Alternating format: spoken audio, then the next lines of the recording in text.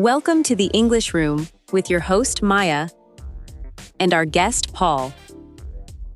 Let's learn English together. Hello, English learners. Welcome back to the English Room, the place where you can relax, enjoy a meaningful conversation, and improve your English one episode at a time. I'm Paul. And I'm Maya. Today, we are talking about one very small word that can feel surprisingly difficult to say. It has only 2 letters. But sometimes it feels heavier than a long speech. The word is no. Maybe someone asks you for a favor. Maybe your boss gives you extra work. Maybe a friend invites you somewhere, but you are tired. Maybe a family member asks for your time, your money, or your energy. And inside your mind, you already know the answer. You want to say, "No, I can't." But instead, you smile and say, "Sure." Then later, you ask yourself, "Why did I agree?" That situation is very common. Many people find it difficult to say no, even when saying yes makes them stressed, tired, angry, or unhappy. So today, we will explore an important question. Why is it so hard to say no? We will talk about fear, guilt, people-pleasing, boundaries, work, friendships, and family expectations. We will also share personal stories, explain useful vocabulary, and give you practical ways to say no politely. And do not worry. Saying no does not mean becoming cold or selfish. Sometimes saying no is the healthiest and most honest thing you can do. So while you listen, think about one question. When was the last time you wanted to say no but said yes instead? Let's begin. Paul, are you good at saying no? Better than I used to be. That sounds like a careful answer. Because it is. I can say no in some situations, but in others, I still struggle. What kind of situations are difficult for you? Usually when someone is disappointed. You do not like seeing people unhappy? Exactly. If I say no and the other person looks upset, I immediately feel guilty. I understand that. What about you? I find it difficult when someone says, "It will only take 5 minutes." Ah, the famous 5 minutes. Yes. Somehow, those 5 minutes often become 1 hour. Or 3 days of work. Exactly. So why does no feel so difficult? I think one reason is that no can feel like rejection. Let's explain that word. Rejection means refusing, not accepting, or not choosing someone or something. When we say no to a request, we may worry that the other person hears something bigger. We say, "No, I can't help today." But we fear they hear, "I don't care about you." We say, "No, I can't come to the party." But we fear they hear, "I don't like spending time with you." We say, "No, I cannot take more work." But we fear our manager hears, "I am lazy." That fear makes the word feel dangerous. Even though the word itself is simple, Yes, the problem is not only the answer. The problem is the meaning we imagine behind the answer. that is important. Sometimes no means, "I need rest." Sometimes it means, "I already have too much to do." Sometimes it means, "This is not right for me." And sometimes it simply means, "Not today." But many of us turn no into a much bigger message than it really is. I think disappointment is one of the biggest reasons people say yes, Definitely. We want other people to be happy with us. especially people we care about. A close friend asks for help. A parent asks for a favor, A colleague asks you to cover their work. and you do not want to let them down. To let someone down means to disappoint them or fail to support them. For example, I said yes because I did not want to let my friend down. But here is the difficult question. What happens when you keep saying yes to avoid disappointing other people? You may begin disappointing yourself. That is strong. But it is true. You cancel your plans. You lose your free time. You work when you are exhausted. You agree to things you do not want. And slowly, you may start feeling resentful. Let's explain resentful. Resentful means feeling angry or bitter because you believe something is unfair. For example, you agree to help someone every weekend. At first, you want to be kind, But after several weeks, you begin feeling angry. not because they forced you. But because you never gave an honest answer. That can be confusing. You may think, "Why do they keep asking me?" But they may keep asking because you keep saying yes. Exactly. Sometimes, People do not know they are asking too much. They only know that you usually agree, So your yes teaches people what they can expect from you. and your no teaches them where your limit is. Do you have a personal example? Yes. A few years ago, a friend of mine was moving to a new apartment. Moving is never easy. No. She asked me if I could help on Saturday morning. Did you want to help? I did. She was a good friend, and I was happy to help for a few hours. So what happened? On Friday evening, she sent me another message. What did it say? She asked if I could arrive very early, bring some boxes, help pack the kitchen, stay for the move, and then help clean the old apartment. That sounds like more than a few hours. It became the entire day. Did you have other plans? Yes. I had planned to visit my grandmother in the afternoon. So what did you say? I almost said yes to everything. Why? Because I thought, she needs help. A good friend should be there. But you had already agreed to help. Exactly. I had agreed to one part, not the whole day. Did you say no? After staring at the message for 10 minutes, I wrote, I can come from 9 until 12, but I cannot stay after that. How did you feel when you sent it? Terrible. Really? For about 5 minutes, yes. I imagined her thinking I was selfish. What did she actually say? She replied, That's perfect. Thank you. That's simple? That's simple. So most of the conflict happened in your imagination. Yes. I had created a whole emotional drama before she even answered. That happens often. We imagine the other person becoming angry, ending the friendship, and telling everyone we are terrible. And then they say, okay, no problem. Exactly. What did you learn from that experience? I learned that a clear limit can still be helpful. You did not refuse everything. No. I offered what I could honestly give. That is a useful idea. You do not always have to choose between a complete yes and a complete no. Sometimes you can say, I can help with this part, but not that part. We should talk about people-pleasing. Yes. That is a very important expression. A people-pleaser is someone who works very hard to make other people happy, often at the cost of their own needs. People pleasers often want to be seen as kind, useful, easy, and dependable. Dependable means someone other people can trust or rely on. Being dependable is a good quality. But it becomes a problem when your value depends on always being available. A people pleaser may think, If I say no, they will not like me. if I stop helping, I will not be useful. If I disagree, there will be conflict. If someone is unhappy with me, I have done something wrong. But someone being unhappy does not automatically mean you are wrong. That sentence is worth repeating. Someone being unhappy with you does not automatically mean you are wrong. Sometimes people are disappointed because they did not get what they wanted.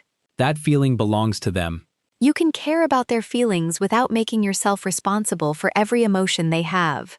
That is not easy. No, especially if you learned from a young age that being good means being agreeable. Agreeable means pleasant and willing to agree.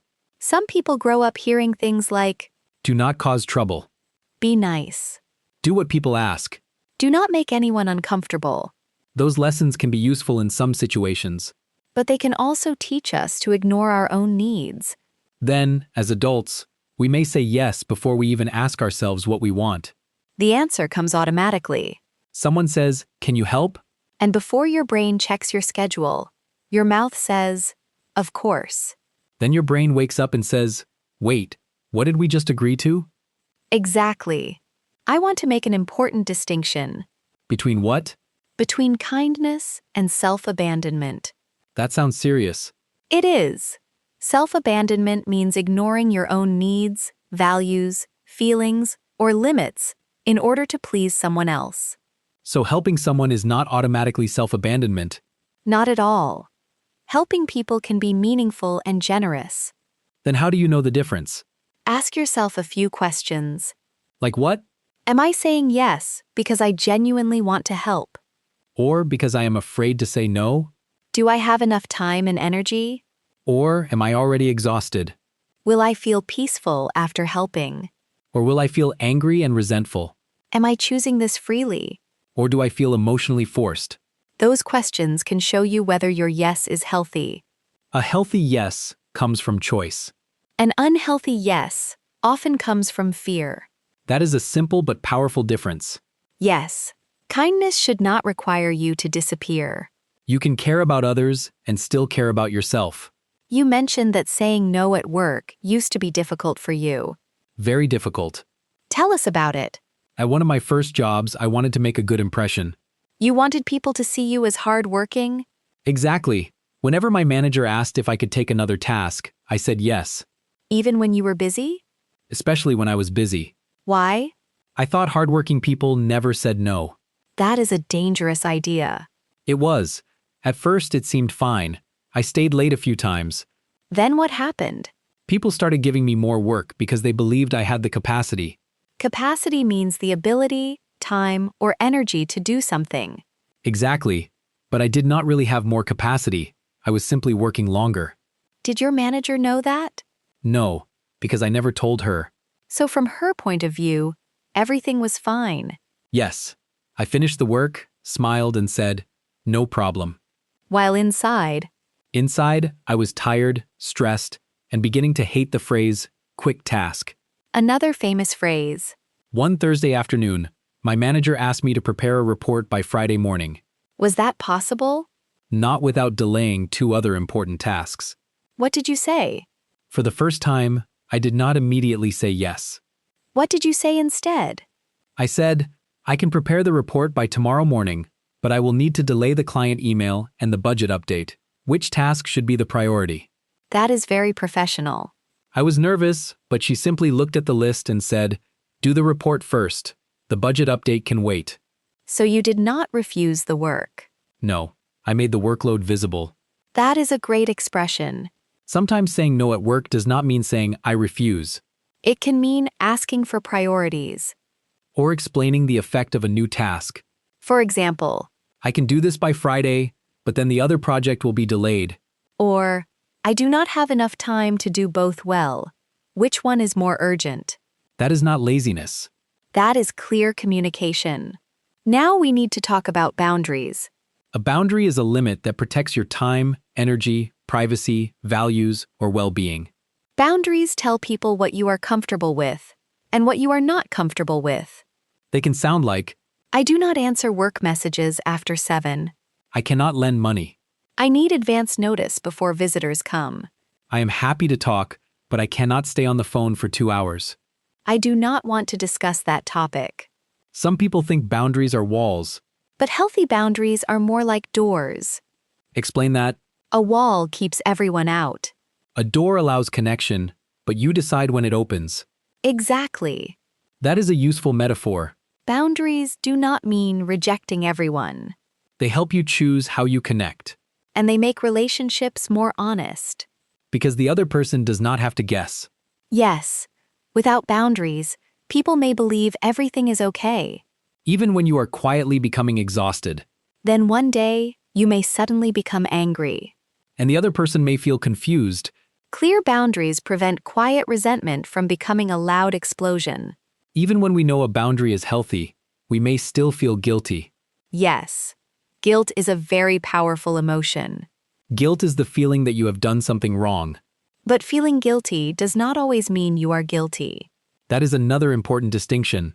Sometimes guilt appears because you are doing something new. You may be used to always agreeing. So when you finally say no, your brain says, this feels wrong. But unfamiliar does not mean wrong. Exactly. It may simply mean you are changing an old habit. Think about wearing a new pair of shoes. At first, they may feel strange. That does not always mean they are bad shoes. Sometimes you need time to get comfortable. Saying no can be similar. The first few times may feel uncomfortable. Your heart may beat faster. You may read your message 5 times before sending it, Then read it another 5 times after sending it. and stare at the screen while waiting for the reply. But with practice, the discomfort becomes smaller. You learn that relationships can survive an honest no.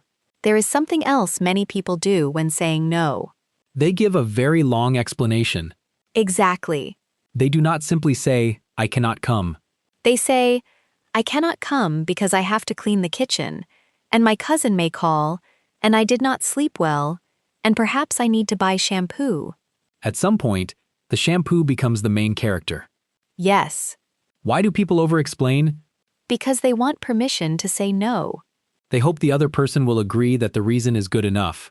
But when you give too many details, the other person may begin solving your problems.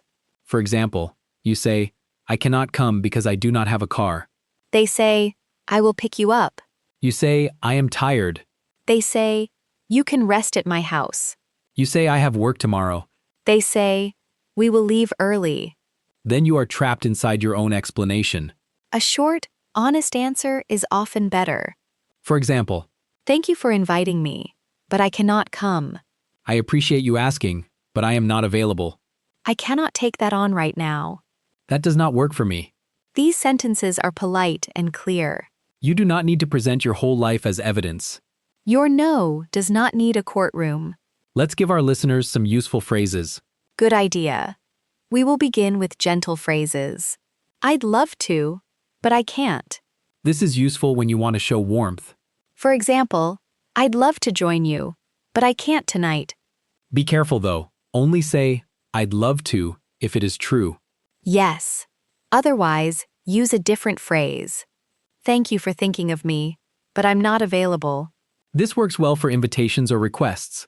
It shows appreciation without creating a long explanation. I can't commit to that right now. To commit means to promise your time, energy, or support. This phrase is useful when someone asks you to join a project or regular activity. For example, I can't commit to a weekly meeting right now. I can help with this part, but not the whole thing. This is useful when you want to offer limited support. For example, I can review the first page, but I cannot edit the full document. Let me check my schedule and get back to you. This is excellent for people who say yes too quickly. It gives you time to think. Do not use it only to delay an answer forever. Yes. Check your schedule, decide, and reply. No, that doesn't work for me. This is more direct. It is still polite. You may use it when someone continues pushing after you already answered. I'm not comfortable with that. This phrase is useful when the request crosses a personal boundary. For example, I'm not comfortable sharing that information. Or, I'm not comfortable lending that amount of money. I need to say no this time. This sounds gentle but final. For example, I appreciate the invitation, but I need to say no this time. What should you do when someone does not accept your no? That is difficult. Some people respond with questions. Why not? Are you sure? But it will be fun. You helped last time. Just do it for me. This is where the broken record technique can help. What is that? A broken record repeats the same sound again and again. So in a conversation, you calmly repeat your answer. Exactly. For example, I'm sorry, but I'm not available. but why? I'm not available. Can't you change your plans? No, I'm not available. You do not become angry. You do not add more information. You calmly repeat the boundary. This prevents the conversation from becoming a negotiation. A negotiation is a discussion where people try to reach an agreement. Some requests can be negotiated. But your personal limit does not always need negotiation. Saying no can be especially difficult with family. Yes. Family relationships often include strong expectations. In some families, helping is seen as a duty. A duty is something you feel responsible or morally required to do. People may expect you to attend every event, Answer every call. help every relative, Share money. follow advice. And saying no may be seen as disrespectful. Cultural expectations can make this even more complicated. Yes. In some cultures, direct refusal may sound too strong. So people may use softer language. For example, I'm afraid I won't be able to. that may not be possible for me. I need to think about it. I wish I could, but I already have a commitment. The exact language may change. But the goal is still clear communication. Respect does not require unlimited agreement. You can be respectful and still have limits. You can love your family and still need rest. You can care about someone and still disagree. You can be grateful and still make your own decision. We have talked a lot about saying no. But we should not make saying yes sound bad. Absolutely. Some of the best parts of life begin with yes. Yes to friendship. Yes to learning. Yes to helping someone. Yes to a new experience. Yes to responsibility. The goal is not to say no to everything. The goal is to make your yes meaningful. When you say no to things that do not fit, you have more energy for the things that matter. A no protects a stronger yes. That is beautiful. For example, saying no to extra work may protect your yes to family time. Saying no to an event may protect your yes to rest. Saying no to constant messages may protect your yes to concentration. Saying no to a harmful relationship may protect your yes to peace. So no is not always negative. Sometimes no is how you choose what deserves your life. Let's give listeners a simple method they can remember. 3 steps? Yes. Pause, decide, respond. Do not answer immediately. Say, let me check, or I need a moment to think. The pause stops your automatic yes. Ask yourself, Do I truly want to do this? do I have enough time and energy? What will I need to cancel or delay? Will I feel peaceful or resentful? Give a short, honest answer. Do not apologize 10 times. Do not create a long story. Be warm, but be clear. Pause, decide, respond. That is easy to remember. Let's review some useful words and expressions from today's episode. The first word is rejection. Rejection means refusing, not accepting, or not choosing someone or something. Example, she was afraid that saying no would feel like rejection. The next expression is let someone down. It means to disappoint someone. Example, I agreed because I did not want to let my friend down. The next word is resentful. Resentful means angry or bitter because something feels unfair. Example, he kept saying yes until he became resentful. Next, we have people pleaser. A people pleaser is someone who tries very hard to make others happy, often while ignoring their own needs. Example, I used to be a people pleaser, so saying no was difficult. Our next word is boundary. A boundary is a limit that protects your time, energy, privacy, or well-being. Example, turning off work messages at night is a healthy boundary. Next is commit. To commit means to promise your time, energy, or support. Example, I cannot commit to another project this month. Our next word is capacity. Capacity means the ability, time, or energy to do something. Example, I do not have the capacity to take on more work. And our final phrase is the broken record technique. It means calmly repeating the same answer when someone continues pushing. Example, I used the broken record technique and repeated that I was not available. Choose one word and make your own sentence. Say it aloud, or write it in the comments. Before we finish, let's give our listeners a small challenge. For the next 7 days, do not immediately say yes to every request. Use the pause. Say, let me check and get back to you. Then ask yourself whether you truly want and are able to agree. During the week, try to say one respectful no. It does not need to be dramatic. You could say no to an unnecessary meeting. No to a phone call when you need rest. No to doing someone else's task. No to an invitation you do not want to accept. Or no to an extra commitment. Afterward, notice what happens. Did the other person become angry? Or did they simply accept it? Did the guilt disappear after a few minutes? Did you feel more peaceful? The goal is not to become rude. The goal is to practice honest communication. So, Paul, let's return to our original question. Why is it so hard to say no? Because we fear rejection, conflict, disappointment, guilt, and losing approval. We may believe that being kind means always agreeing. We may have learned to protect other people's feelings before our own needs. But saying yes to everything is not kindness. Sometimes it is fear wearing the clothes of kindness.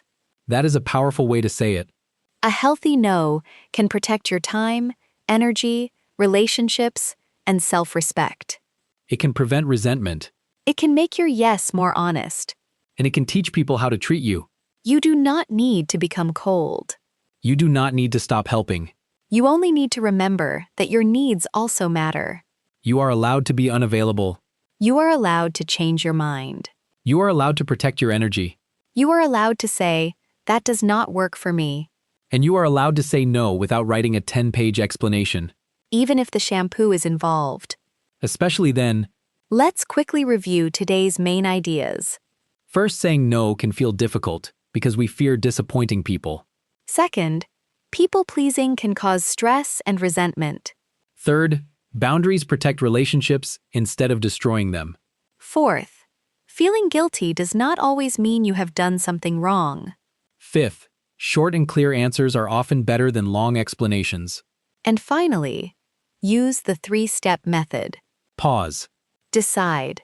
Respond. Now we have a question for you. What is one situation where you find it difficult to say no? Is it at work? With friends? With family? Or when someone asks for your time? Try answering in English. You can say, I find it difficult to say no when my friends ask for help. Or, I often agree to extra work because I do not want to disappoint my manager. And here is one more challenge. Write one polite sentence you could use next time. For example, thank you for asking, but I am not available. Share your answer in the comments. Your sentence may help another learner. If you enjoyed this episode, subscribe to the English Room for a new English class every day. Here, we learn real English through real conversations. Thank you for listening. Protect your time. Respect your limits. And remember that a kind no can be better than an unhappy yes. See you in the next episode. Goodbye, everyone. Thank you for watching. See you in the next episode.